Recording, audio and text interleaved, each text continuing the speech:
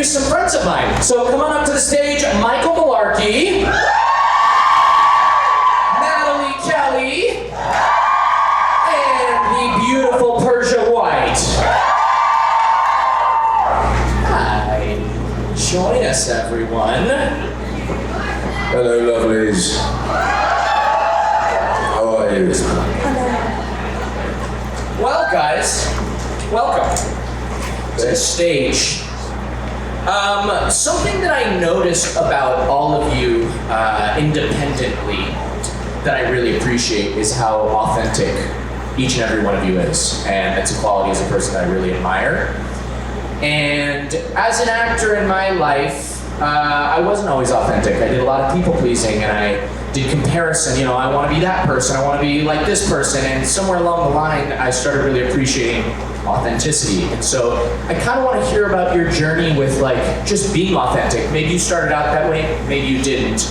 But yeah, what's your kind of advice, or how did that happen for each and every one of you?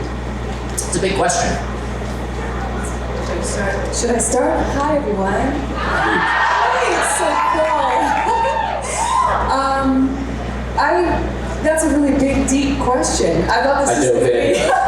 You know, they bring me on, and they're used to like, so what character would you want to play if you weren't your character? No, we're digging in. We're getting right to the nitty-gritty. Right to the neck. Just put them on the spot. Yeah. I think it's important, especially nowadays. I see with social, it's probably gotten worse, where everybody is comparing their life to everybody around the world. And everybody's comparing their body or their face or their relationship and feeling bad a lot of times and getting off feeling dissatisfied. And I think more than ever, it's important to just go, I am who I am, and to turn that off in your head. And I think just in our career, it's so easy to get caught up in trying to please people and be other people and never feel like you're enough, to the point where the anxiety just gets so high. I feel like for me, it just went, I can't take it. Screw it, I gotta be me. Like, I just have to go, okay, this is who I am. I gotta follow this, because it's so overwhelming. It just can trap you. And so, yeah, I think it's just out of desperate need to not feel that awful feeling. I just found myself buried in art and the things I love and around the people that make me feel good about myself, and stick with the friends and the things that make you feel good and detach yourself from those types of thoughts. I just think it's really important, but yeah, it's been quite a journey. I don't think it's ever really over. I think we all beat ourselves up, but you know, at the end of the day, the more you can just take a breath and go, yeah, I'm enough. That's what I say. That is a beautiful, beautiful answer. Wow, that was amazing. Thank you. Yeah, so it's going to be hard to top that. But here I go comparing myself again, you know. So let me be an example to everybody of how this comparison culture has really, you know, permeated every part of our existence. And even all of us up here on the stage are not immune to that. And I think one of the dangers of this culture that we live in is idolizing, you know, people like us just because we're on TV and imagining that we're somehow more special or unique than each and every one of you, and that's just simply not true. We're all born, we all come into this world with this unique, beautiful blueprint and a very specific mission and destiny. And unfortunately, the culture that we live in is really designed to make us forget that, and make us feel bad, and make us want to be anything but the person that we are.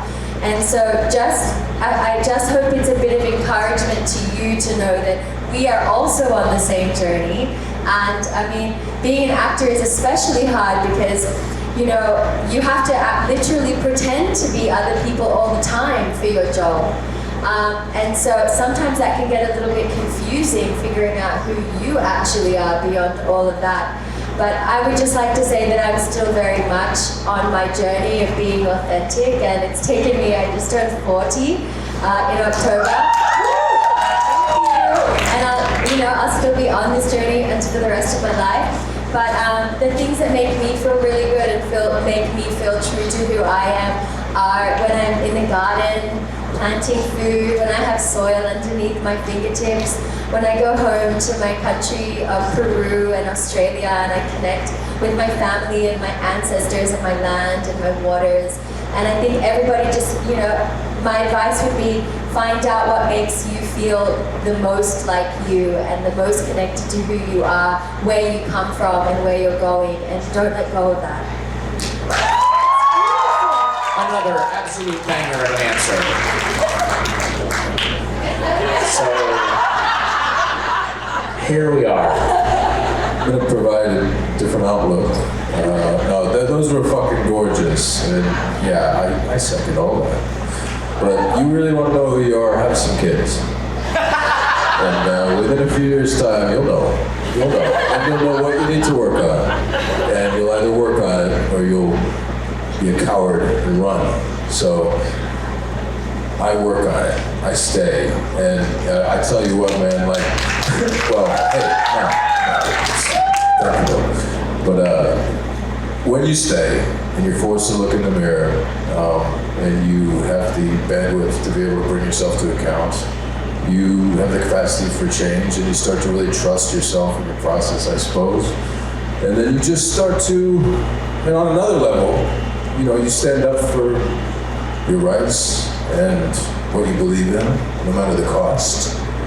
And people will shit on you, and people will praise you. And I think you have to learn to take both those things and throw them away, the praise and the shit, and trust your own internal compass. And as long as you're cultivating it, it's always going to be right. So that's all I have to contribute, I guess. Wow. It's lovely.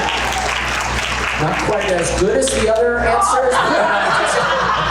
We'll allow it. I know. That was beautiful. I threw a few swear words in there just to color things up. Yeah, well, I think also, like, for the job, at least speaking for myself, right, the more I know me, the easier it is to kind of getting to know someone else. And for some reason like that, I think you and I were talking about this, like acting forces you to have empathy for other people. Or I don't know what comes first, the chicken or the egg. Maybe we're empathetic, so we like this and we like understanding other people's points of view. Or this craft helps kind of like stretch that muscle. A lot of you up here, actually I think all of you played characters that kind of rode the line between, the metaphorical good and evil, right? You walked that line, especially like, I was looking up Sybil, right? And they described her as like, a she-devil soul harvester, which sounds a lot like some women I dated in LA. But in terms of like, how do you guys walk the walk between those two? Because as an actor, at least I feel like we have to justify what we're doing and feel like, I'm totally behind this choice. How do you guys do that when you disagree with the choice that whoever you're portraying is making? Don't all answer I once. think, Yeah. I just think it's really interesting that psychologically everybody thinks they're doing the right thing in the world. And I think it's a journey of empathy to realize, I don't agree with this person's opinion, but how would I justify that if I did? And that really pulls you outside of yourself. But it's definitely a journey when you're developing a character to go, but he thinks this is necessary, or she believes this is the right choice, no matter if it's violent or if it's awful. And then that helps you in life, really, because we all think that something's necessary, and it's not always necessary, obviously, but I think that's a great empathetic journey that acting pushes you to do. Lovely, yes, thank you. Well, I want to say thank you so much for calling Sybil a she-devil. I wouldn't, as the actress that played her, I wouldn't disagree. And I had no moral qualms about any of her decisions. It was such a joy to play this devil of a siren. I shared this a few days ago, so forgive me if you're hearing the story again, but for those of you who didn't hear it, I auditioned for that role after taking a big break as an actress, and so I was going out on a lot of things, and none of the auditions were landing, and then all of a sudden I go on this one, And my agents call and they say, well, apparently you're a natural at playing like an actual evil person because you got the role. And it was You're like, true. thank you so much. Yeah, That's very I was like, kind oh, of you. this is the one I book. This is the one that comes naturally to me.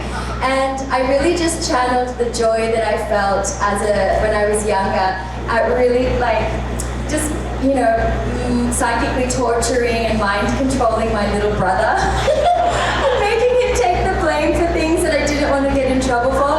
And that was the energy I brought to our work together. So it was a real joy. It was easy to have empathy for her. And yeah, I think it's probably one of the most fun roles I've ever played or will ever play. Yeah, it's like what you guys said, really. I mean, you don't really paint your character good or evil. You focus on their circumstances and their objectives, what they're trying to achieve, and you make it work as if you were that person in that time, space, continuum. So yeah, I don't really think of it as like I'm playing a bad guy or a good guy. Even the role I'm doing now for the Night Agent, he's like technically a bad guy, but you have to justify the choices that are making and defend them rigorously. I mean, that's part of the joy of it. That's where you do get the empathy, because you're decentering yourself and observing the world through someone else's eyes. And I think that's part of the joy and beauty of what we're blessed to be allowed to do. You know? So that's all I have to say about that. Great answers, guys. Thank you. Well, enough of my very bizarre, deep, thought-provoking questions. Like, what are you talking about in therapy right now? Talk to me about your childhood trauma. Anyway, if you guys have some questions, please line up in the middle here. We can ask these lovely people some more about themselves, because we all want to know. Very exciting.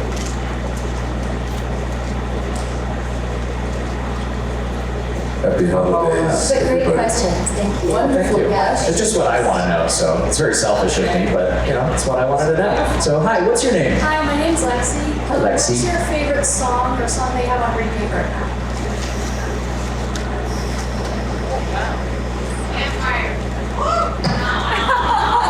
I have to say, in prep for this though, I looked up your music, Michael, and I'm a bit of I don't like everything, and I really enjoyed it. I really enjoyed Thank it. you. And I gave a couple songs a listen, and I was like, this is really, really unique and interesting, and something I haven't heard before. So I liked that. Thank you very much. Yeah, I just wanted to say that. But I'll start then. So now that I have the confidence that someone's complimenting me. Remember what I said about compliments? Straight the rubbish. No, I'm just playing. Thanks, So one that I am obsessively listening to actually is a cover of a George Michael song called One More Try, covered by Crosses, which is Chino Moreno from the Deftones side project. It's fantastic. Singing just like George Michael, transposed out. It's beautiful. And George Michael's fucking awesome too. So that's all. nice. How do you pick one? Well, it could mean what you're into now on repeat. If you can't pick one, I can't pick one. It's so hard. So there's a band that I'm really into called The Sacred Souls. Have you heard of them? They have a beautiful like retro sound. I'm listening to anything by them, but I can specifically remember the song "Can I Call You Rose?" Beautiful. Sounds lovely. I've been on a Billie Eilish obsession lately. I love her so much, and I mean, Birds of a Feather has been my recent, like, it keeps repeating in my head. It's just so happy. I love the dark stuff, but it's beautiful, but a little bit dark. It's also in that movie, The Wild Robot. Did anybody see The Wild Robot? Oh my God! I was in tears. Please watch it. It's a beautiful movie. It's a cartoon, but you know. That's my I Christmas weep list. at cartoons.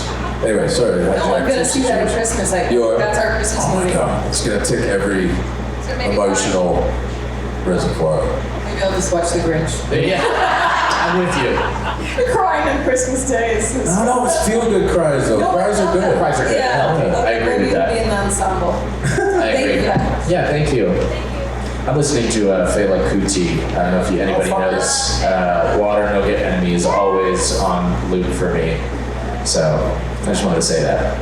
Hi, what's your name? I'm Gabrielle. Happy birthday! Very exciting. You're beautiful. My question is, would you change how your death was or how you left the show? Yes. I will not die. Next. Did we all die? Did everyone on stage die? Yeah. Or you sort of I just abandoned. went somewhere. Where'd you go? I went to North Carolina. Same thing. No. There's a lot of North Carolina peeps here. I didn't mean that, guys. I'm sorry. Holla. That's why I went there. Yeah. I'll be very honest, I have a terrible memory. I can't remember how I died, but I want to ask you guys, do you like how I died? Oh, okay. So then, no, I hated it. I don't know what answer we wanted to hear. You're like, yeah, I love the way you died. I'm not sure. I died as well. I would just prefer maybe not died. That would be nice. I'm with Michael. Like, yeah, 100%. Probably not dying.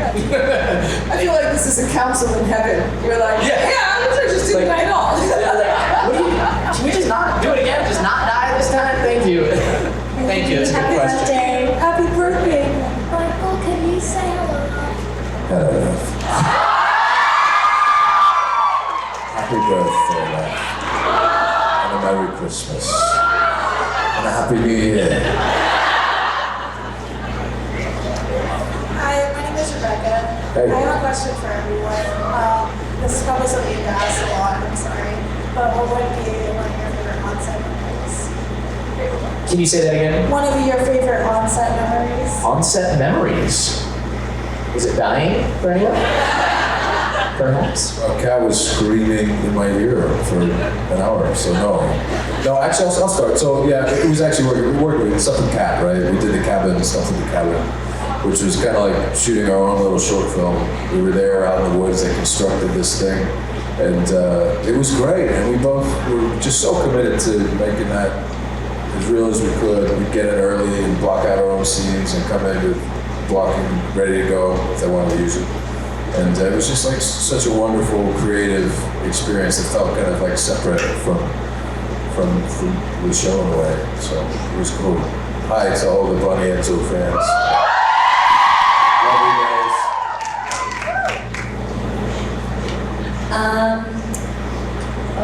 I think Sybil worked overtime, stealing other people's memories, so her memories are so fuzzy. But I do remember the first day of shooting was the scene where you first meet me and I'm all covered in blood. So, you know, it was hours of makeup putting fake blood on me. And I think it was the first time I met you and I had to say hi to him for the first time, head to toe covered in blood, saying hello to this very charming man, like, hi, nice to meet you. We're gonna be working together for the next few episodes. So I think that was like, you know, a treasured memory. But honestly, the thing that I remember the most is laughing so much with Michael and Ian because they're two very funny men, and it was just a hoot the whole time working with them. Okay, on set or just in general? On set? On set. I think I'm meeting my husband. Wait, who's your husband? No, I'm just joking. That guy. Well, you know Hollywood. No, then Joseph. No, yeah, that was really my most magical moment. Lee, that's a great question. Thank you. Thank you. Thank you. Hi, my name is Christy, and I wanted to ask all of you guys, what was the moment that you realized that, like, you've kind of made it, like, you know, that, you know, your dream came true as an actor? Was there a moment or was it gradual? Maybe I'll feel that one day. No, I mean, how do you equate success, you know? And for me, it's definitely, it's not even about that for me. It's about if I'm doing today right, I gotta just deal with what's in front of me, you know what I mean? So, yeah, I don't think there was ever like a moment where I'm like, oh my God, I've arrived. I think I've always just been working and trying to just focus on the next thing. But, well, actually, you know what? There was a moment when I saw my face on billboards all across the world for Project Blue Book, which was a moment where I was like, oh, holy shit, this is pretty rad, this is a thing. But yeah, I think it's an ongoing thing. And the nature of our job is we're constantly in and out of work. And there's very fallow periods where you think maybe that was my last job. So you can't get too comfortable. So you have to find the comfort in the moment. Like, you know what I mean? So yeah, that's all I got. Make some sense of that if you want. So I did a little show called The Baker and the Beauty. And when it first came out, no one watched it. But then 8 months later, it came out very quietly on Netflix, and a lot of people did, and that was very satisfying, even though we were all sad that it was cancelled. But the messages that I received, because it was during the pandemic, of people who said that that show had touched their hearts so deeply that it had helped them through some of the grief. Some of them had lost family members. I remember receiving messages even from men in their 80s, but not in a creepy way, that sounds creepy, but not. But just sending me really heartfelt, just, you know, fan letters, just telling me how much they enjoyed the ensemble cast and my performance, and it felt so gratifying to be part of something that was on this like frequency of like heart frequency and putting out love and goodness into the world. And that reminded me of why I wanted to become an actor in the first place. I can't say that anyone wrote me the same after watching Sybil. Nobody was like, watching Sybil helped me through my grief. But Help me murder my boyfriend. Here's how I did it. But yeah, I think, yeah, if you haven't seen it, it's not a plug. It's because the show, I'm like actually the worst part about it. But the other, yeah, the rest of the cast is so amazing. But if you ever need some cheering up, you can find it online. For me, I have to agree with Michael that I never really feel like I've succeeded. It just feels like you're just trying to do stuff and reach for more and go for things. But my moment of, oh my God, was because I'm a fan, we're fans, that's why we get into this, people. And I'm a huge fan, I was as a child, of Whitney Houston. And I was walking through this restaurant and I heard this voice go, Persia? And I turned, and it was Whitney. And she was with her daughter Bobby, and she goes, I'm so sorry to bother you, can you? And I was like, I'm literally speechless. I was like, yes? She goes, I'm Whitney. Yeah, I know. And then she was like, I don't want to bother you with my daughter. Like, do you mind saying hi to her? And I was like, no, I said that. She goes, you don't have to today. I know you're eating dinner. I don't mean to bother you. And I was just like, all dumbstruck. I could barely speak. I was just like, Whitney, it's fine. And all I could do was like, all he was like, tell my mom, I gotta call my mom, I gotta call my mom. And then, you know, she was, and we talked for a minute. I said hi to her daughter and this and that. And then she just held me and she goes, it's okay, thank you so much for saying hi to her. And I went to my seat and I was just like, oh, let's call my mom. And my friend was like, what are you doing? I was like, can I call my mom? I'm like, Whitney, she knows my name. That was it. I was like, I'm done. I've succeeded. I win. And I was still just like a little kid. Like, that was, and still is. She's such a beautiful person. But I literally learned to sing because of Whitney, sitting on my coffee table as a little kid screaming her lyrics out off key. But, you know, I tried. But yeah, so I don't know. That was my moment. It's lovely. Wow. I agree with everyone up here in terms of it not being like you can't equate success to it, but just the fact that I've been able to make a career on art. Like I had a moment probably like a couple years ago where it just sat in my belly of like, wow, I am so grateful that I've been just able to pursue art and be able to support myself on it. That's been a really wonderful thing. So yeah, thank you. What's your question? Hi, my name's Presley. My question is for all y'all. What is y'all's favorite thing to do while y'all are like in Covington? Favorite thing to do in Covington? In Covington? Are you from Covington? Yes, sir. I know. Don't have to call me sir. Not the military, obviously. Covington, who wants to start here? You on the mic. I like the town square. I like the Christmas time and the pageantry. And, you know, there's lovely energy in the air. It's slow paced. People seem like they are really proud of where they live, and that's charming. And maybe rare, in a way. So it's a beautiful town. Thank you for hosting us, man. We love you guys. Well, you took my answer. I also love the square. I'm from Australia, so for me, it's like I'm literally on the other side of the world from where I grew up, and just copy and paste. Very charming, very sweet. Yeah, I love it here too. It's just so beautiful. But really, I think it's like there's so many memories. Me and Joseph were saying when we drove here, it feels like we grew up here. It feels like it's home, like I'm from here, because we spent so much time coming here. And something about the trees. I think I love the trees, and you know, it's beautiful. City in the forest or something, right? Let me call it that? Yeah. I live here, so you know, not Covington. I love ATL. I love Georgia. You know, people don't realize, like, for these shows, a lot of us lived in different places, and we just moved here for, you know, X amount of years, and so, yeah, I'm sure it does have a very special place. At least for me coming back, it's like, whoa, I remember going to that restaurant after work all the time, and now I don't live here anymore. So, yeah, it's cool. It's a great question. Thank you. Thanks, love. Hey, my name's Catherine. So how does it feel when you get a character and then you die off in the series? That's what I do. They like to kill us. Well, you know, you don't want to die, right? It depends on the show. You might not want to continue on that show. It'd be a blessing. So it really depends. It really depends. But, you know, if you get to do a dramatic death scene, it's fantastic. That's all I got. It's kind of the equivalent of getting laid off in a way, like for regular jobs, you know? It's like, oh yeah, well on the show, but like also don't have a job anymore. So there's Well, that, also, right? to start on another level, like we all know, we know what it's like to be on a show for a long amount of time, right? You do want to do other roles, try on different shoes, go into different universes. So, you know, it's nice to be able to do different stuff.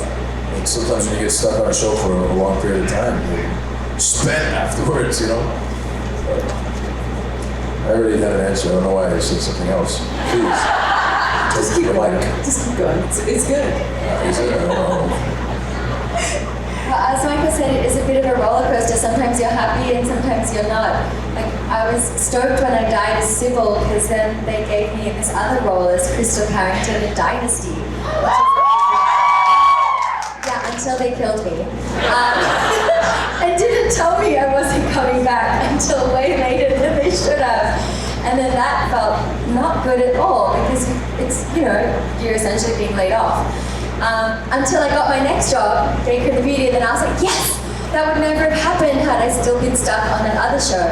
So I have a very Buddhist approach to it right now, where it's like, you know, I'm not going to put an attachment of good or bad on this. It is what it is, you know, and it is what we make of it. One of my first jobs was on a soap opera in New York. I was really excited to go to New York. And on the soap opera, the women told me, like, hey, how they warn you when you're not doing a good job, if your character gets a really bad cold or flu, or like, that's the hint, you're gonna die. So like, you'll see actors, they'll read the script and like, he goes to the hospital. There's a car accident. We don't know how fatal this car accident might be. So that's actually one of their little techniques to like kind of warn the actors who are being bad, because you get naughty actors that are acting out, and then they're like, get your stuff in line, you know? So I thought that was kind of funny hearing the warning. Yeah, so I never got to die except for in a movie, and it was really fun to be a pregnant woman who was thrown down the stairs. How fun! Aww. And then everyone's like, oh, we have 4 types of vegan blood to roll out of your mouth. Vegan blood? Yes, it was They made What's non-vegan blood? No, I said that. It was like there's different products that have animal products, so Potato they blood. made special vegan blood. Oat blood. Oat blood. Beetroot. Yeah. Beetroot. Thank you for that question. That's a fun one. Yeah, thank you so much. Hey there. Hey, I'm Sydney, and I wanted to know if you guys were to get approached about doing a reboot, would y'all be interested? I don't think you guys want to see a reboot, really, right? You guys, I'm joking. I was expecting you guys to be like, yeah, we do, but whatever. I would do a movie. I'd do a movie. Also, Michael says it. Oh, okay. Just trying to rile up the crowd, man. Take it easy. Oh, yeah. Fuck it, right? As long as you can explain why we all look so haggard. As vampires. CGI. Okay, never mind. I won't do a movie. Well, I think Sybil deserves another few episodes at least. I don't know. But we can stretch it at least 2 or 3 more episodes. I tried to tell this idea to Joseph, just so you know. I was like, Joseph, what if you... And he was like, I think it would be great because the people are here, you know? And if the people want it, that's really what should dictate if something happens. So let them know. Agreed, absolutely. I mean, yeah. I mean, I died, so just want to be brought back. Yeah. What? That's a great question. Nobody knows what it's like to be dead, huh? In this universe, though, she's saying, are you ever actually dead? Because people No, you're come not. back. Yeah, I was in Yeah. limbo. Yeah. Did you guys go to limbo? Did anybody go to limbo? No, I saw what it looks like. It's Is kind that of like the spirit world or Yeah, it was a cool bar for our show. It was, that was my favorite bit, being in limbo. It was a bar. Yeah, the Limbros. Bunch of guys. Remember that? Legacies? Like, yeah. Oh boy.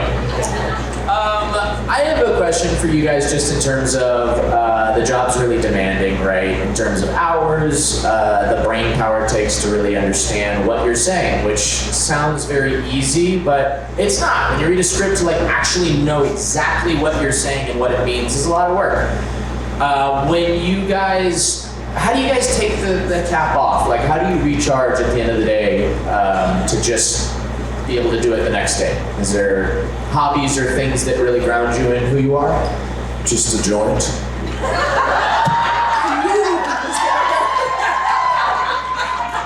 Some people drink. Some people smoke. So what? Lovely. No, I play music as well. Music is like my way to unwind and tap back in. But yeah, after working, you just need to take the edge off to be able to go to sleep. That's really it. Spoken like a man with kids.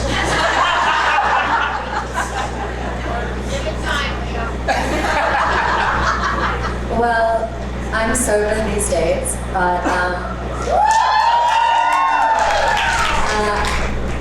I recharge through my cats and through the rejuvenating force of water, which is like the life force that powers everyone's existence on Earth. And I'm lucky that when I film, you can go to a website called findaspring.com, and you can actually go collect spring water for yourself and drink it directly from the earth. And there's nothing that is as recharging as pure water from Mother Earth that hasn't touched plastic, that hasn't been polluted. And it's my new, it's how I get high. That's amazing. Sounds terrible. No, I'm just kidding. That sounds fantastic. No judgment about the joint. Rubbish bin. I never really got into that. Hey, why is this all about this? Water? God damn it, you make me feel- I would just say. Joints or water? Joints. Joints. Water is good for me. Yeah, I love water. I get it, Michael. I get it. No. Teach his own. It's all good. People always think that soy milk. Did you say soy milk? Legal. Something about the legality of it. It's legal. It's fine. Yeah, everybody do their own thing. I don't do any toxins like that. because I just felt like it didn't do anything good for me. So at the end of the day, I think breathing, connecting with animals, my dogs give me a lot of joy, and trying to decompress and be present and meditate and take time to just come present, taking different moments in the day, touch a tree, touch the earth, ground yourself, because this world can be so ungrounding and disconnecting from anything organic. So yes, that's pretty much it for me. It's excellent. 100%. Guys, we've covered everything from pregnant women falling down the stairs to joints and everything in between. And that is all the time we have. So, love you all. Thank you guys so much for being here. Lovely to see you all. Yes. Big love. Thank you guys.